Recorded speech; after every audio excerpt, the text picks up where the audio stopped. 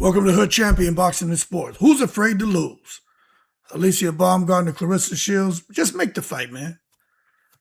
Make the fight. This is the mega fight the fans are demanding. We understand the weight differences, but hey, if Conor Ben and Chris Eubank Jr. can sort it out, they can sort it out, right? They're trying to elevate women's boxing, right? Get paid like the men, well then fight like the men. And that's just how I see it. Chris Eubank Jr., he came down in weight, and then there was a rehydration clause. He knew he was handicapped, but he did the business. Claressa, pay attention. Conor Ben went up. He says he's a 147-pounder, went up to 160. Alycia, pay attention. You know what I'm saying? They did what they had to do to make sure they established that rivalry. They had the two fights. Chris Eubank Jr. even wants to have a third. They made money hand over fist. And people around the world, boxing fans, boy, they really embraced them at the end of both of those fights. But for Claressa Shields and Alycia Baumgardner, they're big dogs, man. No matter what you think, look, some people like Claressa, some people don't. Some people like Alycia, some people don't. But no matter what, they're two of the biggest names in women's boxing. And many fans have imagined what a showdown between them would look like, especially with all the stuff that's happened with Claressa slapping her, and I'm not going to play the video. Y'all have seen it 1,000 times. But the reality is the fight hasn't happened because of the difference in weights and in promotional platforms. But I think a catchweight can make it possible. You see, at the end of the day, it's all about the Wu-Tang cream, cha-ching, ching, dollar bill, y'all. What business, competitive, and psychological factors might stand in the way? I don't know. But I do think the catchweight can make it possible. You know what I'm saying? Fans want to see it. It's a high-profile fight. The catchweight fights, man, require both fighters to compromise. It's a win-win. So let's talk about it, man. You know why fans believe this is one of the biggest fights available in women's boxing. It could make for a great rivalry. The role of catchweights and rehydration clauses in making difficult matchups. The risk both fighters would face. And, why losing a rivalry between two elite champions can have, long-lasting consequences and why they don't want to deal with those consequences. Somebody may be like, man, shit, I'm going to put duck sauce on the fried rice. Because for me to lose to Claressa, like, for me to lose to Alycia, hell no, man, please. Alycia can be like, me losing to Big Whoa, oh no, negative. So whether a rematch or trilogy could become one of the defining rivalries of women's boxing is something we need to talk about.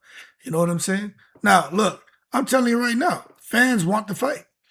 And from a fan perspective, the appeal is obvious. It'll feature two accomplished champions with a storyline.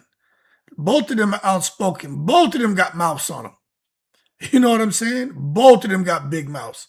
But they got big confidence, and they got big hearts, and they get in the ring, and they put on big performances and get big wins. So they have every right to be a bit cocky, to be a bit chippy. You know what I'm saying? Some think Alycia goes overboard, some think Claressa goes overboard. I see it as this. Two accomplished champions, two outspoken personalities, a built-in storyline, a chance to settle debates in the ring. Man, forget all the bullshit, all the back and forth, all the chit-chat. Get in the ring and handle business. Just like Conor Ben and Chris Eubank Jr. Many fans see rivalries as one of the biggest drivers of interest in boxing. This is it, man. They believe this matchup has the ingredients to create one. Now, I know there's going to be some hurdles to overcome. Look, I'm not stupid. I understand there's the catchweight conversation, man. Fans often point to catchweights as a way to make difficult fights possible. That's why I'm talking about it. A catchweight generally asks both fighters to compromise. And look, when you're someone like Alycia Baumgardner, some people feel she's the face of women's boxing. Some say no, she's the self-proclaimed face of women's boxing. Doesn't matter if you think she's a face or you think she's the self-proclaimed face. Doesn't matter. Claressa thinks she's the greatest woman of all time. Some say she's a self-proclaimed. Others say she is the greatest woman of all time. Doesn't matter what you think. The thing is, you get these two to come in the ring and fight at a catchweight instead of forcing one athlete to fight entirely on the other one's terms. And see, that's where you're going to have a problem because they're both A-side fighters. You know what I'm saying? But I'll tell you this, whether a catchweight is appropriate demands, both of them to cooperate and depends on many factors like fighters' natural weight class, health and safety, performance considerations, business negotiations. I think Alycia walks around about 144, 145. You know what I'm saying? I don't think she walks around over 150. She fights at 130. You know what I mean? So fighting at 147 may be the sweet spot.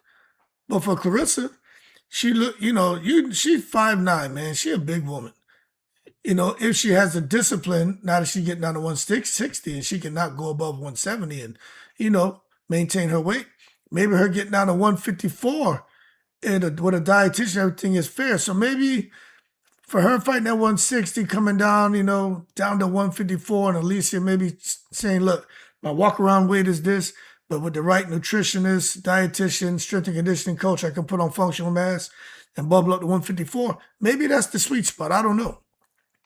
But we got to understand the natural weight classes. There's a huge gap in the size of these women and where they fight at. Then you got, you want them both to be healthy. You don't want one to be dehydrated and shit like that, how Chris Eubank Jr. was. But he did the business, man. And you definitely want, you don't want for Alycia to come up too high and Claressa to be very comfortable, let's say 154, and then no rehydration clause, which you would hope they have that. And now all of a sudden, Alicia's in there fighting this Conan the Barbarian type fighter, So there's a lot to take into consideration, but the business negotiation would be interesting because you got Papoose win records, Demetrius Salita, then you got Jake Paul MVP over there negotiating on behalf of Alycia. So each situation is unique, and what worked for one fight does not automatically translate to the other. There was a lot of back and forth with trying to get that fight done with Conor Ben and Eubank Jr. But if they were able to get it done, I think they can get it done. But there is a risk of compromise. For any fighter agreeing to a catchweight, it can involve real concerns. And I understand that. I'm acknowledging that. I'm just having a conversation. Cutting more weight than usual, that could be a problem. Claressa seems to be struggling right now to get to 160. You know what I'm saying? Then you could have Alycia fighting heavier than usual. Who knows how comfortable she'll be? She get down to 130, she a little petite thing, man. She a tenderoni at 130. To see her at 154? She go from being Alycia Baumgardner to Alycia Big Bertha Baumgardner. She may not want to adjust her nutrition and conditioning to put on all that weight. Claressa may not want to adjust her nutrition and conditioning to get all the way down to 154. Then you got the ability to manage recovery after the weigh-in. So, those are competitive issues. Not necessarily signs of fear, but I do think both of them are scared to lose. Doesn't mean they're scared to fight. I just think both of them like, man, I don't want to deal with having to live the rest of my life knowing that I lost to this person. And that's why you should have a rematch. You know what I'm saying? Have a rematch and then see what happens. And if, you end up 1-1, then you have the third fight. But you got to understand the psychology of a mega fight, man. When two elite champions like both of these women consider fighting each other, the stakes extend beyond one fight. Some of those psychological factors include legacy. A victory can elevate a career. A defeat to another top champion can reshape public perception. But you look at Amanda Serrano. She went up in weight to fight Katie Taylor 3 times. She lost all 3. That didn't, slow her down. If anything, it reinforced the legacy and made her look even more like a GOAT, like one of the greatest of all time. You know what I'm saying? Because she went out there and tested herself against the best. If Alycia goes up and comes up short, you would think that you would hope she get the same praise and support. It reinforces her legacy that she tried to be great, went way up to a weight she probably shouldn't have been at, but she did it and she tried. And for Claressa, if she comes down and if she loses, they'll be like, hey, Big GOAT came down to a weight to make a dream matchup and she came up short. But this doesn't take away from her performances with all the championships and everything, because we know her at a weight where she's comfortable, she dominates. But again, you can understand here the risk of not being victorious and how both of them may say, I ain't even doing it. Then you talk about the identity. Elite athletes often build their confidence around being the best. You know what I'm saying? They want to be the best. Face another champion who publicly claims superiority creates a unique psychological challenge. That's what you have with these two. They both really think they're the greatest woman of all time, and they both think they're the face of women's boxing. They both do. So you got two of them who are claiming superiority. Both feel they'll knock each other out. We'll get in the ring and scrap. The winner is going to receive widespread praise. The loser may face criticism from fans and media because, the internet's going to internet, regardless of how competitive the fight was. It is what it is. But, eventually things will subside and slow down, and I think both fighters will get their credit, especially if they announce a rematch. But when you both feel like you're the A side, people want control. You know what I'm saying? Athletes generally prefer to compete under conditions that maximize their strengths. Alycia at 154, probably not her strongest weight class because she never fought there. Claressa at 154, maybe when she was younger, she'd get there no problem and be very competitive. But now, her getting down to 154, it's just probably hard to see her getting back down that light. But if she does it, that means she's sacrificing, she's compromising, and there's a lot of fans who have to put respect on her name. But that's not where she's going to be able to maximize her strengths. So negotiating weight, timing, and other terms become part of the competitive process and could be what totally derails negotiations. Then you got the confidence versus the reality,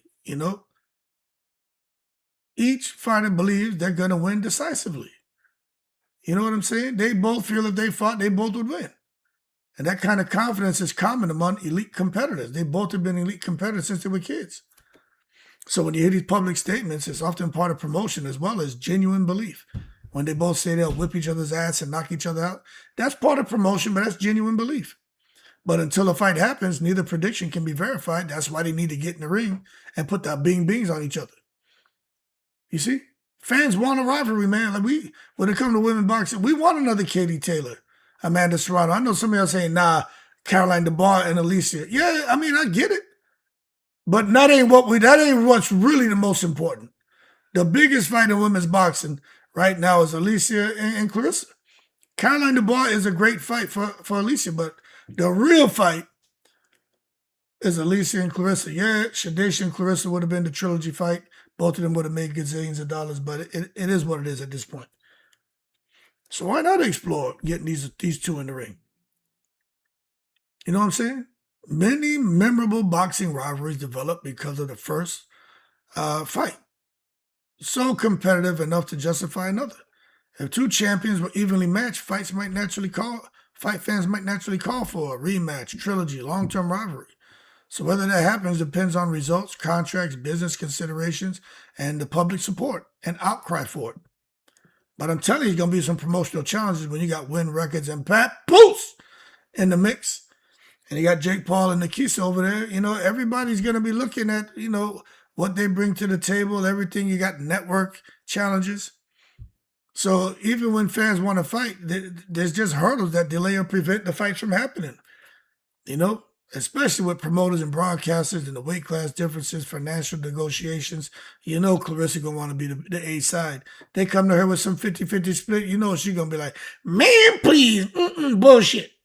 Ain't no 50-50 with me and Alycia. Me and Alycia, No, look at the title. What titles has she won? She only stayed at 130. She ain't never moved up. No way, man, please. So that right there just lets you know it's going to be a huge problem. Then where the fight's going to take place, the scheduling, championship obligations. But I think this shit will take place on Netflix, and I think both of them will probably make 20, 30 million apiece. I really do. I think there's real money in that fight. I really do. I think the sponsors I think everything would shake out. And I think they had the first fight, then they should have a rematch. At least plan 2 fights and be done. But again, those obstacles are often just as significant as the athletic ones, getting through the promotional challenges. So when I say somebody's scared, it don't mean they're scared to fight each other. But I think they're scared of losing because at least they don't want Claressa to have no bragging rights that she beat her. And Claressa for sure don't want Alycia to have no bragging rights that Alycia beat her. So it's understandable that fans debate motivation and they're always so quick to call someone scared, but it's not possible to conclude that either fighter is afraid to face the other without evidence. I think they both will get busy. Alicia's a fighter, man. Y'all, Claressa too. They will scrap. So you could kill that bullshit. But there are many reasons high-profile fights don't happen immediately, including business considerations, man, timing, contractual obligations, and weight class logistics. So a more evidence-based framing is that fans are frustrated because they believe the matchup has strong competitive and commercial appeal. And I agree 100%. This is the fight to make. Will it happen? Probably not. But hey, I'm rooting for it. Make the damn fight. But I tell you what, neither one of them are going to want to lose. Because you got one who sees herself as the GOAT, one who sees herself as the face of women's boxing. And if one loses, well, they absorb the other one's title. And they ain't trying to have that. Now, y'all keep cool. I'm getting ready to go live in 30 minutes. I'm in the breeze.